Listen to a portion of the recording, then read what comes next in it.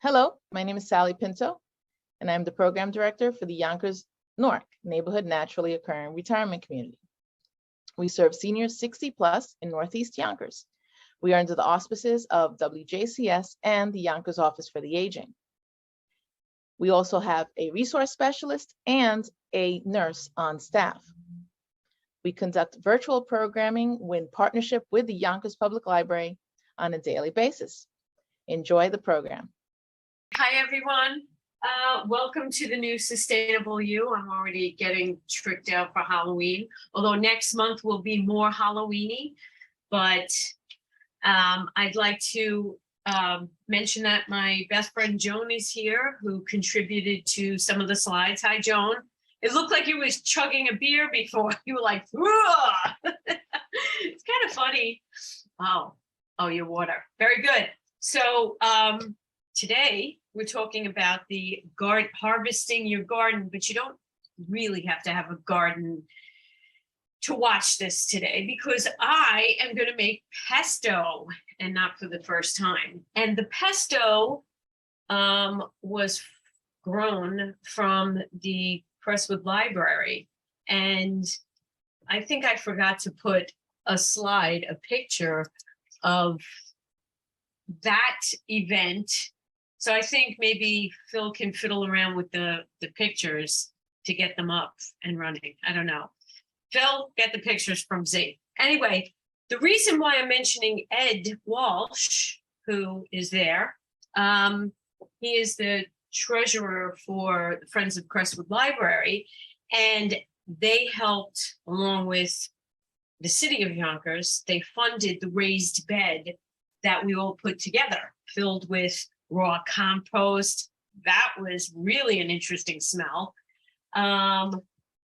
Yeah, my son put cheese in the compost bucket, but that's okay to do too. You can put it in, not too much. And we filled it with compost and peat moss and soil, and we layered it, just like I mentioned a few months ago when we talked about the lasagna gardening, where you layer your raised bed. But anyway, this is just a little bit of the basil. I've taken some of the leaves off that we grew in the raised bed. And all of the vegetables that are there, including the carrots, they're all close to being harvested. I'm not too sure about the carrots. I don't know. And the carrots are growing kind of sideways. Who knows with carrots? Who knew? But Ed was part of the group that came to fill the raised bed and plant the plants. That was some day, Ed. Would you like to say something on that? Only that I'm still recovering. No, no, it was fun. It was a lot of fun to do what we were doing, and it's always good to break a little bit of a sweat. So anyway, it was nice to be able to contribute that way. Yes. Well, it was great. It was a good day. A lot of hard work, though. And I learned something from it, because I have my own raised bed at my home, and I didn't feed it enough the first time I put it together. Nature's Cradle put it together for me, and we just filled it with a lot of soil, good soil. But I never layered it. And one of the first things we put down was cardboard, which holds onto water. And I think the way we layered the bed with the peat moss, considering the very dry summer we had, and it was dry, and I could use some analogies like the Gobi Desert and things like that, but it was a dry summer for us. And we didn't overwater at the library, and the raised bed managed to hold on to a lot of its moisture, thank God, because there were days when even the tomatillos were like shriveling a little bit, but I think they're going to be okay. Those are taking longer to grow.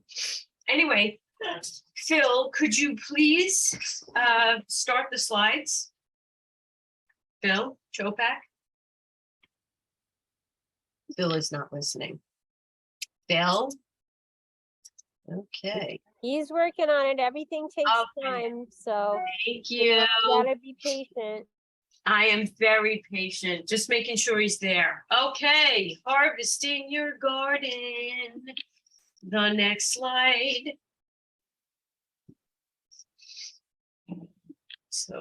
So gardens, planters, and farmers markets. So harvesting tomatoes will take place. They continue until the stalks are very dried up and brown. The leaves usually wither as the tomatoes get bigger. Now, when you go to a farmer's market, are you going to have to worry about that? No, you won't. One of the things you should do is pick the tomatoes before the skin splits. I don't know if you can see me in a little window, but I have a tomato where the skin split. What's an interesting fact is that tomatoes actually need rain to ripen, not just rain to grow. You think, oh yeah, well, tomatoes need rain to grow. No, they actually need rain to ripen. So the tomatoes in my garden and at the library, they've taken a long time to pop out. And they're all green now, and so are mine. So we've had too much sun, not enough rain. But so one of the things they say is to try to keep your herbs growing into fall as much as possible. And you can bring them inside to continue to harvest throughout the winter. I'm going to tell you from experience, parsley is the plant, the herb for the apocalypse. And it's not a zombie herb. It is an herb that survives the winter and it comes back. It's a perennial. I don't care what anybody says. I've had a parsley plant that grew back from moths eating at it. That's green and black stripy moth. I forget the name of it, but it's like a blue, very pretty. I've had it survive cold, really cold weather, and then come back in the spring. So it's pretty amazing, parsley. So let's talk about the Crestwood Library pictures. So let me show you some pictures. This is part of our garden. That's one of the tomatoes on the picture on the left, and the picture of the right that Z took. That is me picking the seeds off of the basil plant. So I don't know if you see in your little window, that's some seeds that I picked off of the plant. I brought them home. Pardon my sniffling, but I think I'm allergic to the smell of basil. I don't know if that's possible, Mary Jenkins, but maybe you can look that up for me. This would be a first year that happened. Next slide, we're going to look at the seed. Oh, look at that. Those are the seeds. They look like, it looks like a column of seeds. That's how they grow. And you have to snap them off. Otherwise, you're going to have a problem. That's when they're blooming, and you have to pull them and then take the leaves that are there. And you can put them right into the dirt. Next slide, Phil. Oh, that's the pepper plant. I guess I didn't put up the picture of me planting it, but what I do with the seeds is I plant them right in the dirt. But to the left is a hot pepper, and I brought it home. I have the hot pepper plant. This is for if someone could tell me why bisphenol A is dangerous. So this is the prize you get if you can tell me why BPA is dangerous. Next slide, Phil. And to the right, I forgot that. To the right, oh, look at that.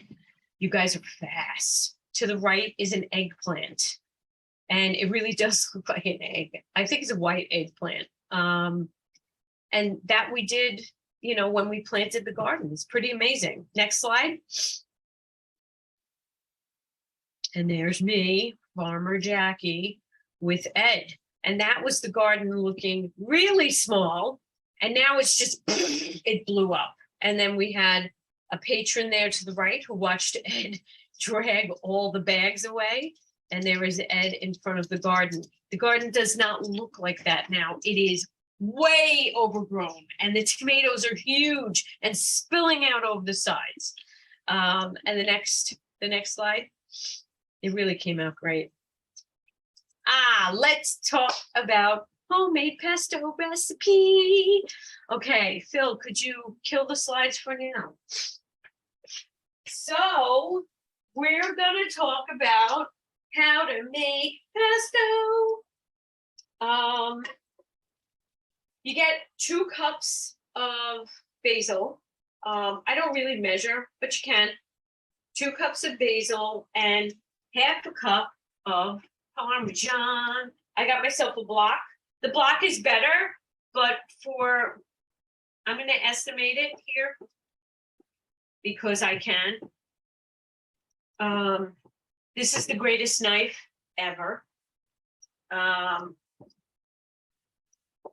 So I'm not going to sprinkle it in. I'm just going to chop my Parmesan into pieces. I cut a chunk out of it.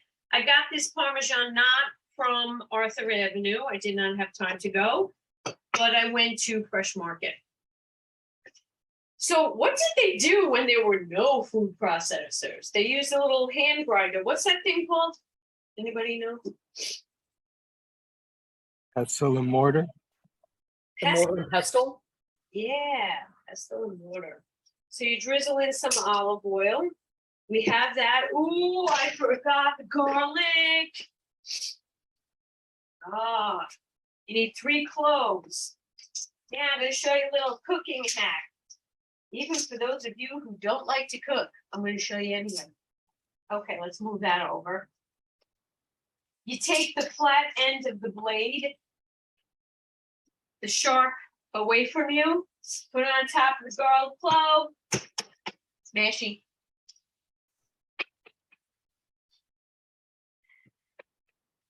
And this is what makes pesto kind of strong in my estimation.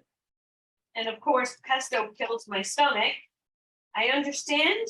I heard from someone that basil is in the mint family. See what you learned? So if you tend to have reflux, as much as you love pesto, take an antacid before you eat it. Okay, so let's take the bits off the front. That, and then one more. I'm not going to put the hot pepper in. However, I have seen people make pesto spicy. You're not really supposed to. Okay, so that little, just don't forget, smash hack. And pesto is pretty easy to make. I have no idea why they recommended putting salt in it, but I'm going to sprinkle a little because, and I will tell you this, Parmesan is really, really salty. Okay. Listen. On.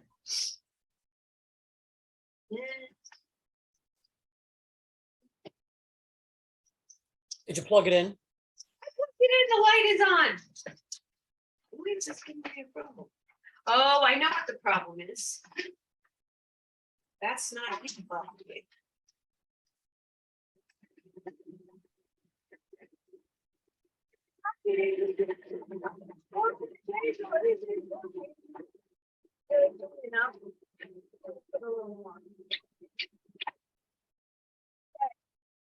The one thing about food processors, you have to push them down. Yeah, this is not nearly pourable enough.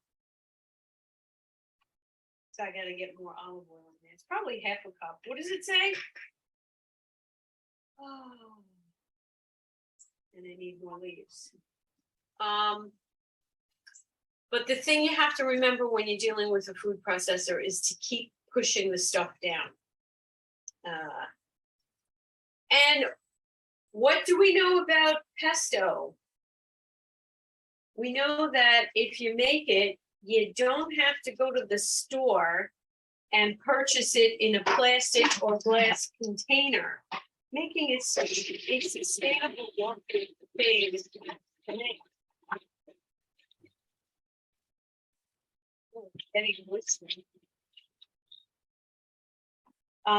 And that's why I chose to do this, because we've been talking about sustainability this whole time.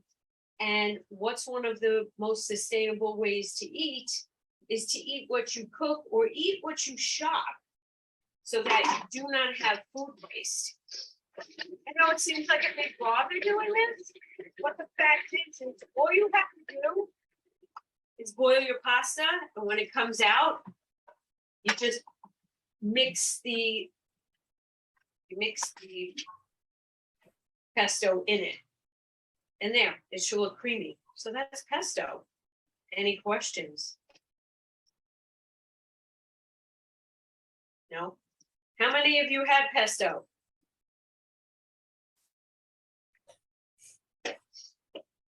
Joan, I know you ate pesto. You eat pesto on sandwiches.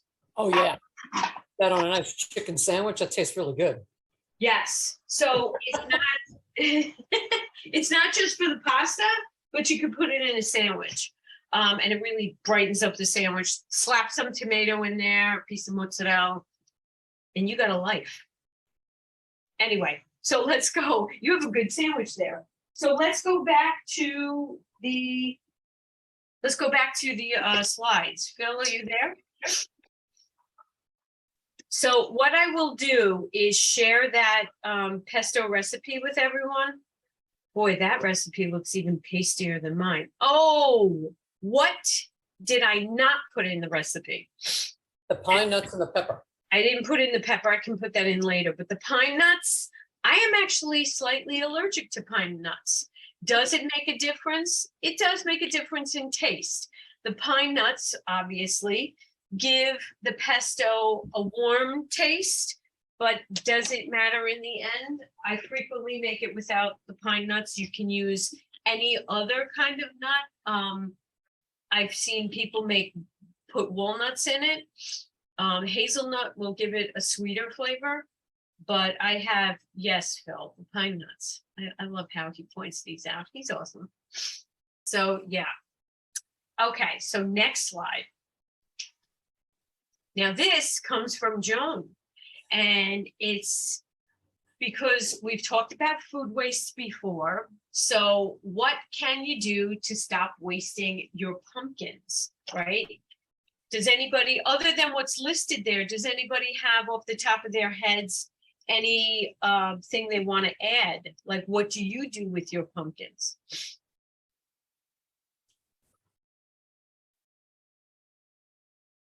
Other than wearing them on your head and going as pumpkin head. You can compost it.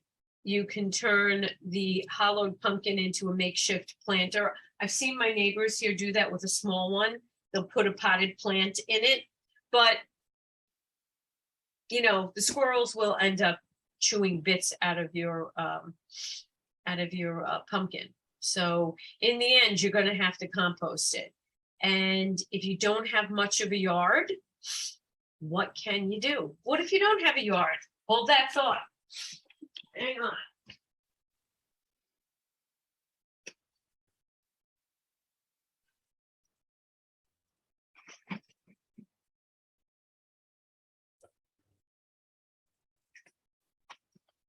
Okay.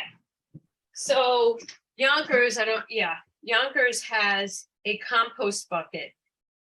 You can buy the big one and the small one, or the small one. In my house, somebody put recycling in here because I cook each day and I put all my bits and scraps into the smaller one and I throw them into a compost heap. I never use the large one, so we use it for other things. But you can take that bucket and bring it to the compost place on Sawmill River Road. And I know we've talked about that before. So I think what's scary about this, in the US alone, over 1 billion pounds of pumpkins are tossed into landfills each year. Ooh. Yeah, pretty amazing, right? And yeah, it's great. It'll feed the birds that are over there and whatever, but we can do it for other things. You can make pumpkin puree. You can use the string guts to make a batch of veggie broth. You would use the inside to help color a vegetable broth, especially if you're a vegetarian. I know sometimes I miss chicken broth, but not as much as you think. Also, you put in the skins of tomatoes, put in all your root vegetables with a whole bulb of garlic and onion, and you put everything in whole. Don't dice anything for any kind of broth. You put in everything whole and let it sit there and simmer all day long. But tomato skins will give vegetable broth color. Okay, and what's the last one? Make some pumpkin candies and smoothies. I've never done that, so I can't. But you can also make pumpkin pie. My favorite way to have pumpkin. Pumpkin. Okay, and does anybody have any questions? How much did you have to pay for your compost bin in your town?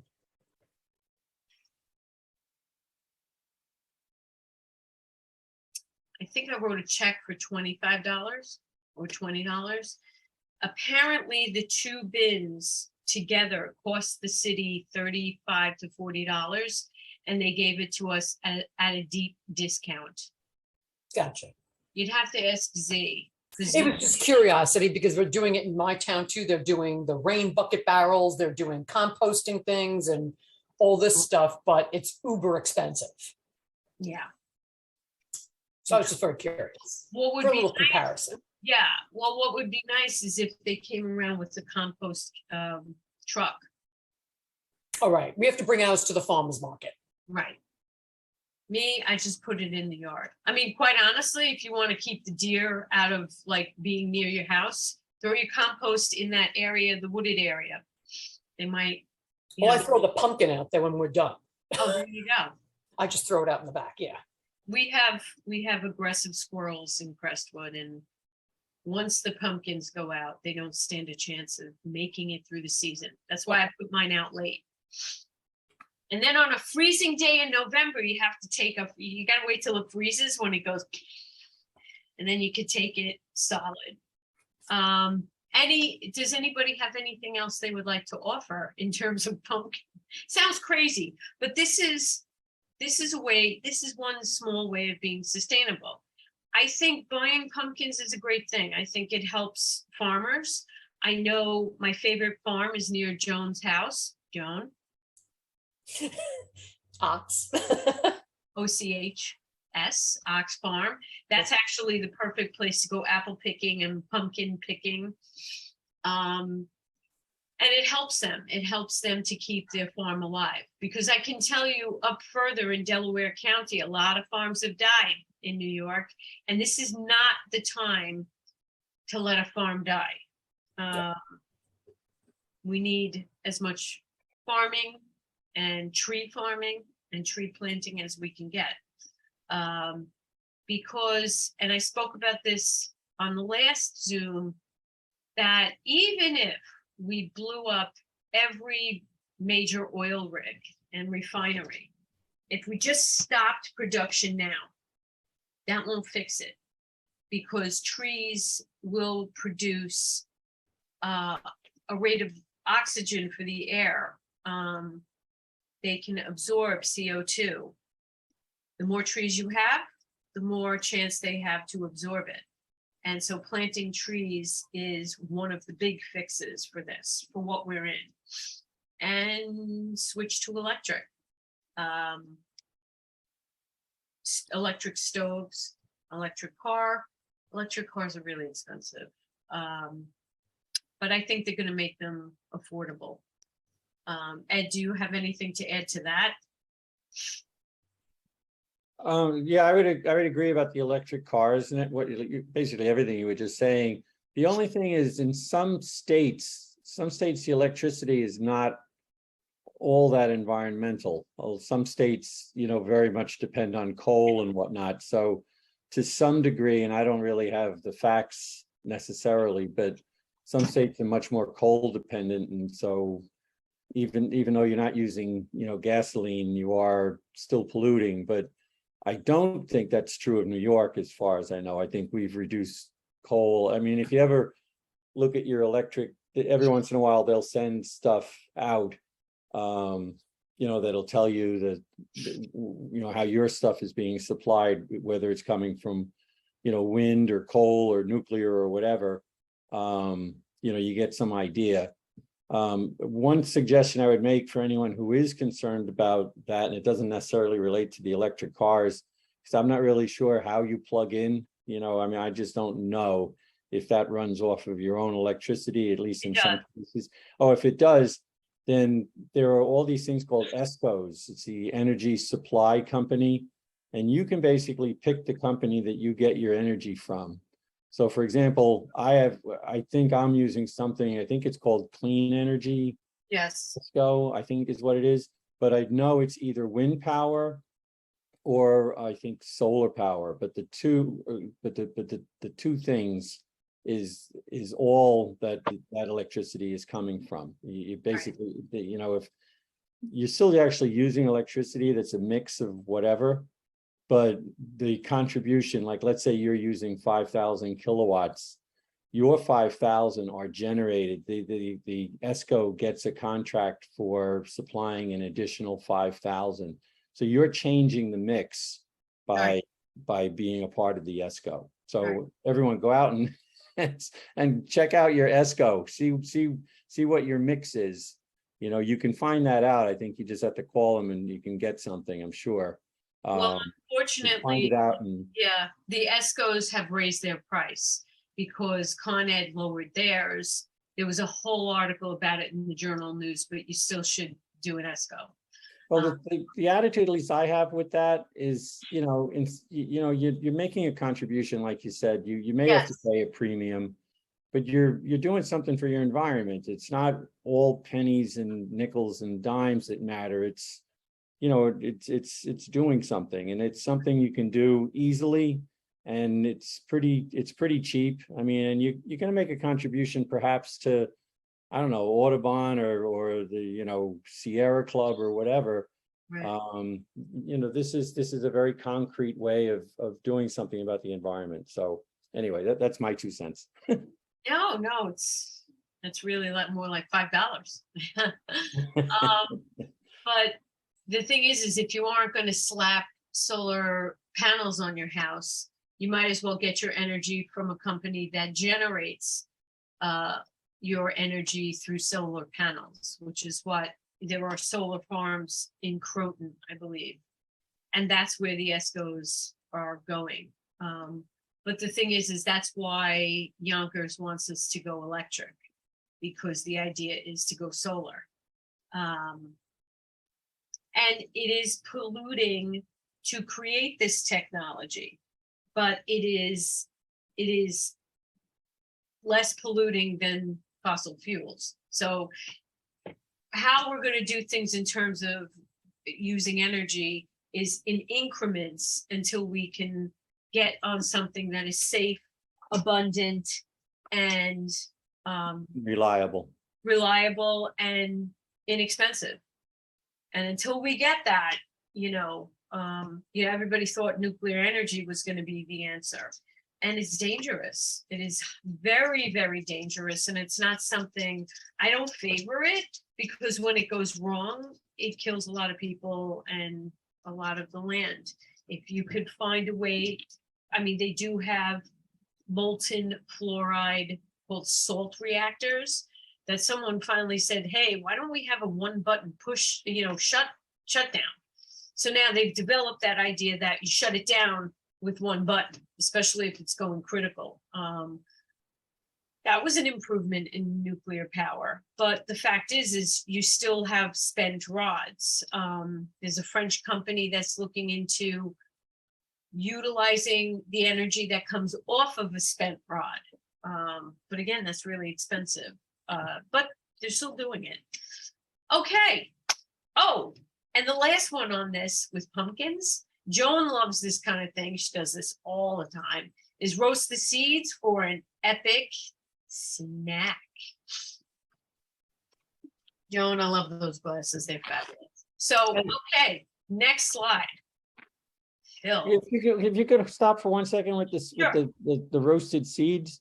So I Yeah. mean, that sounds like a really simple idea. So you go out and you buy a pumpkin and you cut it open to make a jack-o'-lantern or whatever. Mhm. You're just saying, take those seeds. Do you have to dry them or do anything in particular with them? Or you just, Yes, you do. When you take them all out, some of them may still have the goop on it, so to speak. So you right? can try and wash them off as best as you can. And what I do Uh-huh. is I put it in water on the stove and boil it for a little while to get them really cleaned off. Okay, And then you lay them out on your cookie sheet, pat them dry with paper towels, and then you put your seasonings, whether you want it sweet or savory, and then you roast them for quite some time. wow, okay. No, I got thank the you. recipe years ago from like Rachel Ray, is who I've been using her recipe like ever since. Well, you were doing it before Rachel Ray. I know, but then I went to her to get better ideas on how to season it because I felt a little lost in that area. But they're really good because then I just throw them in one big bowl and they just sit on my counter and I'm constantly eating them. A bowl, not a plastic bag. No, not a plastic bag. So you don't have to get those bags of pumpkin seeds. Yeah. Okay, any other questions? Does anybody want to offer any other kind of pumpkin thing? I guess pumpkin muffins, right? Oh yeah, I like pumpkin muffins. Or you could flavor, I'm going to say it, Phil. Why don't you say it? What did you put pumpkin in, Phil? Frosting. Oh, yeah. It was good. But if you do like a pumpkin cream cheese frosting, I get it. No, but he did it in regular frosting. It was a buttercream, yeah. Yeah, it was very good, actually. Even with the strawberries, don't ask. Okay, let's go to the next slide.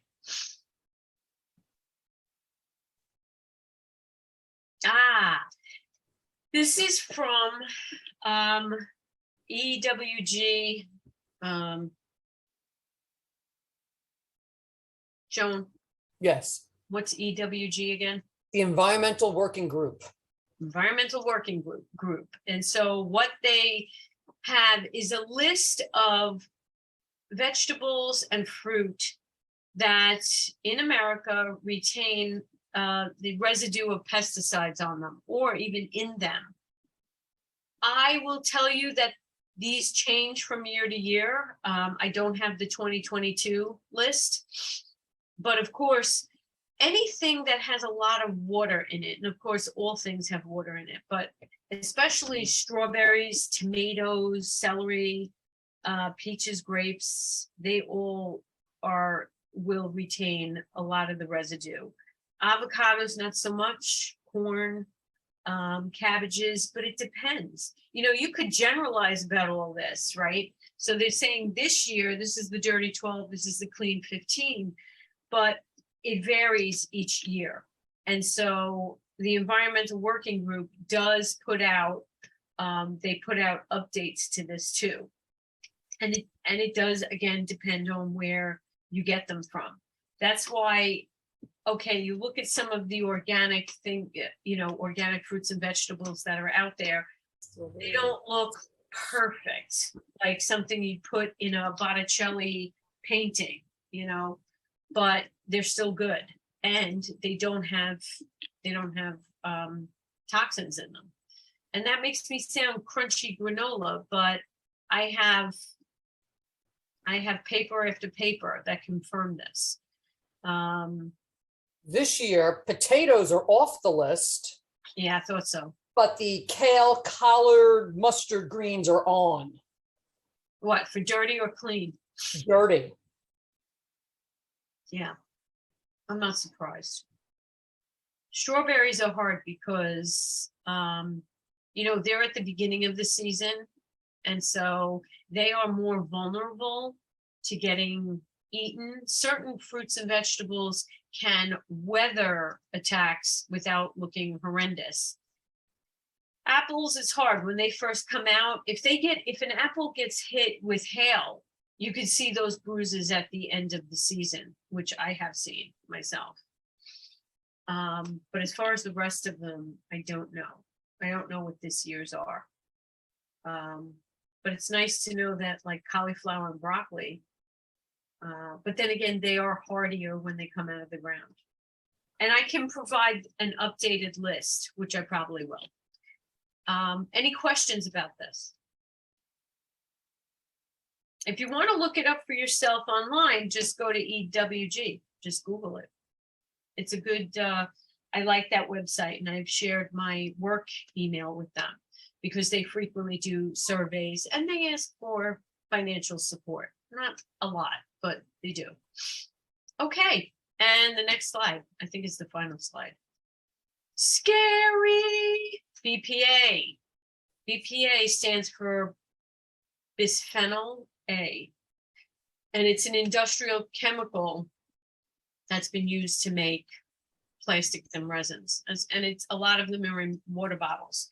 How many of you seen BPA free? Yay! When you go to the market, it's not just for you ingesting whatever is in that bottle that has picked up any of the, the aromas and any of the chemical residue from BPA, but it's also how it gets. Plastic bottles in stores are breathable. They actually can pick up things from outside of the bottle.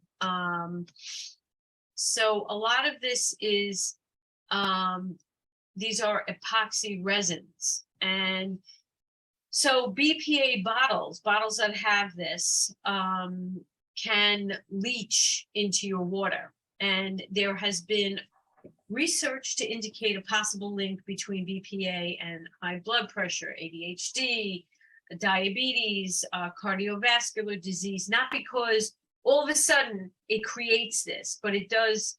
Any of these epoxies kill cells, and specifically cells that help you to, maintain general health in your own cells. So I have provided an HTTPS, a link to other plastics that leach this kind of thing.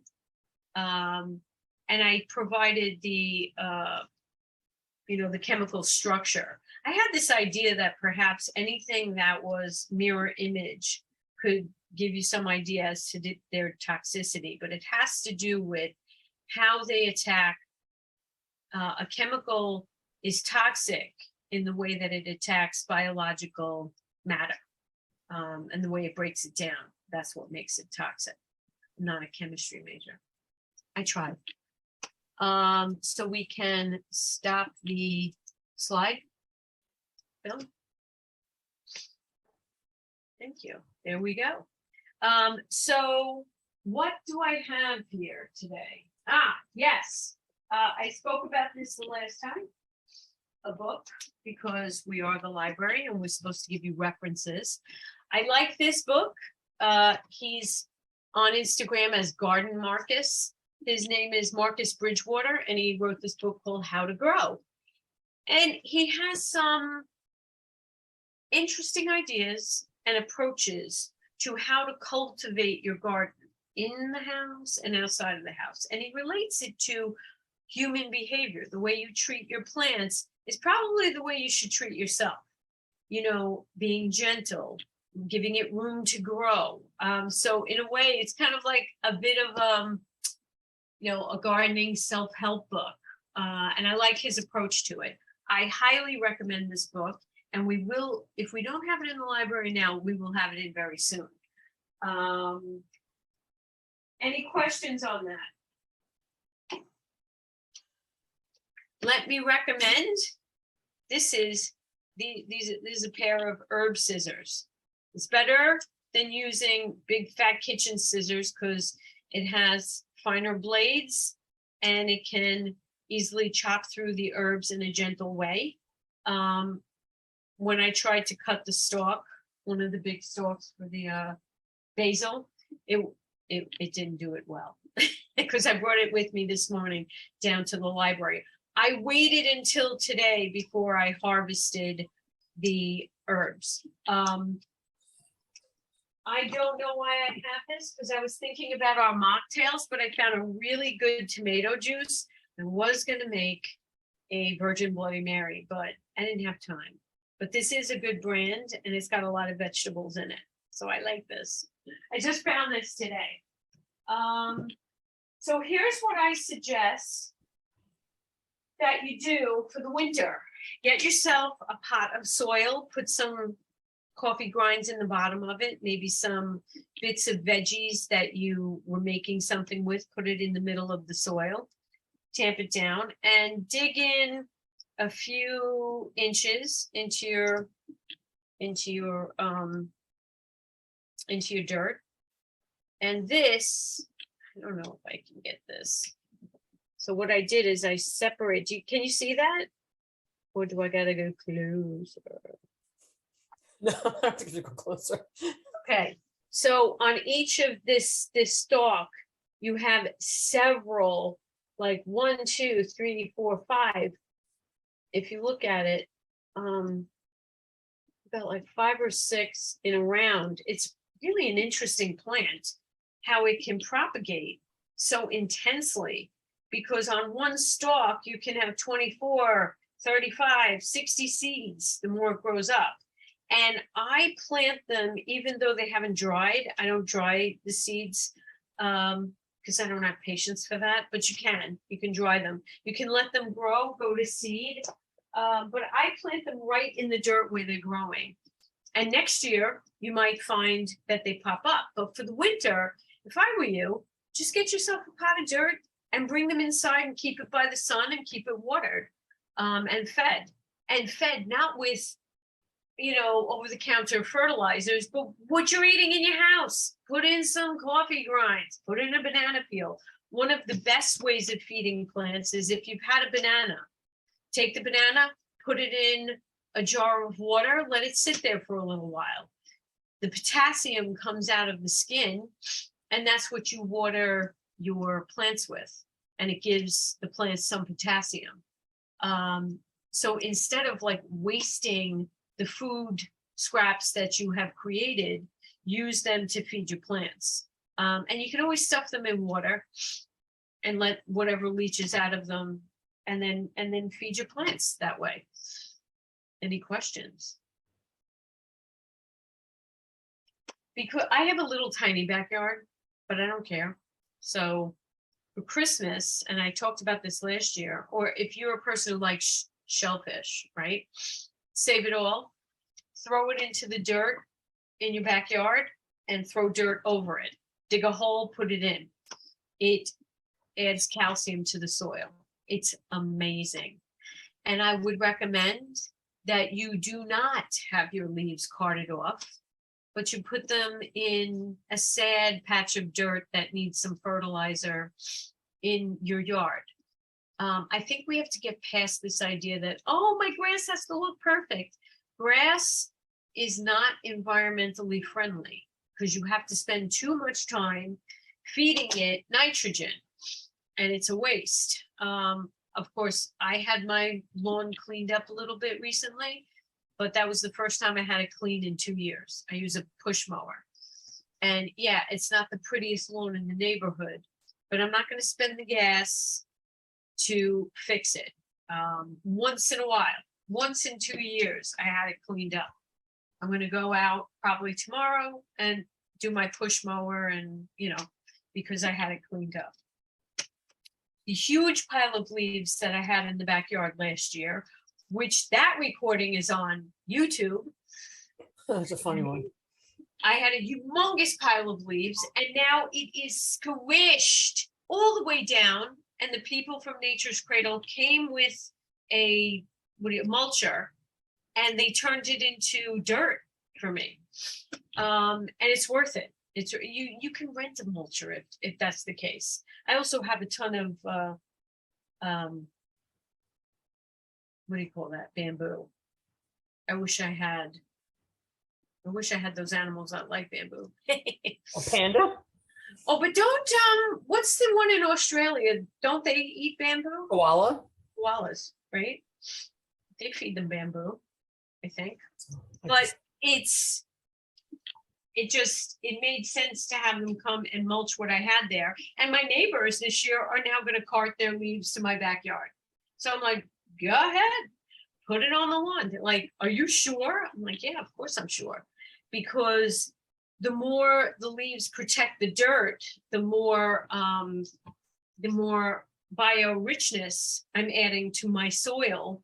That was very sad 3 years ago because every leaf got blown off and the dirt became rock hard. And I could have broken a plate on the dirt that I had in the backyard. So I just keep my backyard covered in mulch. And someday I will figure out what I'm going to do with it. But for now, I utilize my front yard and my deck. And that's it. But there are different ways to work with a lawn. Rather than have lawn, there are other ways you can devise to make it so you don't have a lot of lawn. Get rid of your grass. That's my idea. Joan did it by putting up a garage. We also have a garage. I call it the blow up garage because basically it just showed up and it was blown up. It's a real garage. It is a real garage. Does anybody have any stories they'd like to share before we say goodbye and see each other October 26th, or is it the 28th? I have to look. 28th is a Friday. Yeah, right, 26th. Because we're gonna have a special guest speaker. She's gonna kill me. Z Baird, who helped me devise next month's the new Sustainable You. It's going to be about bats and birds and praying mantises, and I got to look at the title. But we're going to talk about how these animals that live in our backyards, that live in the air, we have to use them as cultivators and pollinators and things that contribute to the health of the earth. And we will talk about bats, and I will have more gourds. Try to decorate your place with hard-shelled vegetables rather than plastic ones. I've seen people go out and buy plastic gourds. Don't do it. Just get a real gourd, and then you can compost it. See? Yorick knows. The skull knew, right? Okay. And one last thing, I have one last thing to say about, we'll talk about we're gonna make calendula lotion, not lotion, but calendula water, because it's very good when you have an irritation on your skin. Calendula is good for itching and rashes. Not a cure, but to help with the symptoms, to help ease symptoms. Also, the friends are going to contribute to help with the materials for next month, I think. We are making bags. Z knows how to sew. So we're going to be making some, not grocery, for a veggie bag for veggies when you go shopping, produce bags. Oh, And I had another craft. I mean, out of my head. But it's time that we start crafting things a little bit more. This time it was all about food. And of course, the holidays are coming up, and I want you to consider utilizing what you have outside, even the tomatoes. And today I will be pulling the tomatoes up. There is a question. Mary, you've been waiting so long. I see your hand up. Yes, Jackie, I did look up your question about the allergy. Sorry. It is rare to have an allergy to basil, but you can become allergic to herbs, just like anything else. As we change in life, we can develop allergies. More times than not, though, it would be something more in line with a swollen tongue or lips or throat that's ingesting it. But it's possible you could have a runny nose or itchy eyes or even abdominal pain. Just something to keep an eye on, especially if this is new. It could be something else you came in contact with today, not necessarily the No, bacon. but I've noticed it the last couple of days. I don't have allergies. I have what's called allergic rhinitis. Mhm, And I know you've heard of that. And mhm, it was totally new to me when I went to the doctors years ago, 10, 12 years ago. He's like, yeah, it's an allergy to smells. So if I smell, and especially if the smells are artificial or extremely strong, like mhm, I love lavender. I have lavender in the garden.